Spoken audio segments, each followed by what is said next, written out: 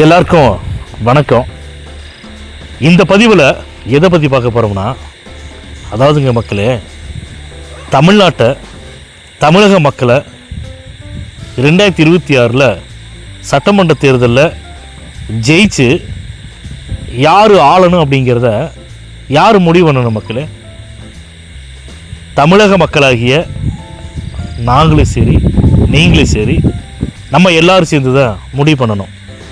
ஆனால் திமுக இப்போவே என்னென்னு சொல்லிட்டு இருக்கிறாங்கன்னா, பயத்தில் விஜய் அவர்களுக்கு பெருகி கொண்டிருக்கிற மக்களுடைய பேராதரவை பார்த்து பயத்தில் யார் யாருக்கு என்னென்னலாம் தோணுதோ வாயில் வந்ததை எல்லாத்தையும் பேசிகிட்டு இருக்கிறாங்க இல்லைங்களா?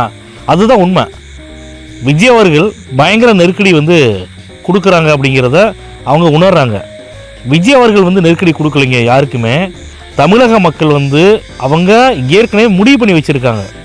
அந்த முடிவு எப்பேற்பட்ட முடிவாக இருக்குன்னா, 2011 வருஷத்தில் திமுக எதிர்க்கட்சியாக கூட வர முடியல, அந்த மாதிரியான முடிவை தமிழக மக்கள் ஏற்கனவே எடுத்து வச்சுருக்காங்க. 2026 திமுகவை அகற்ற வேண்டும் அப்படிங்கிறதுல உறுதியாக இருக்காங்க. நான் ஏன் இதை சொல்கிறேன், எதனால் இவ்வளவு ஆழமாக சொல்கிறேன் அப்படின்னு கேட்டிங்கன்னா, நிறையா யூடியூப் சேனலில் பார்க்குறோம், நிறையா மக்களோட கருத்து மக்களோட மனசில் என்ன இருக்குதுன்னு கேட்டிங்கன்னா தெளிவாக இருக்காங்க. தமிழக மக்கள் தெளிவாக இருக்காங்க.